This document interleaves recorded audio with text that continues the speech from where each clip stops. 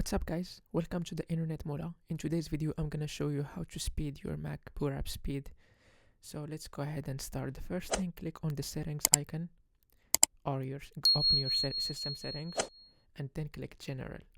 Once you click general, click login items and extensions, and as you guys can see here, open at login.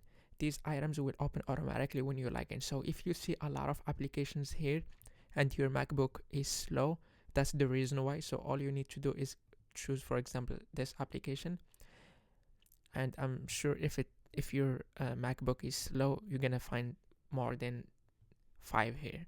So for example, if we want to remove this one, select the app and then click minus, and it should remove the app with no issues. So that's it for this video. If you like it, share with your friends, subscribe to our YouTube channel to get more tutorials, and thank you guys again for watching this video. Don't forget to visit our official website, theinternetmoola.com. See you guys on the next one. Bye.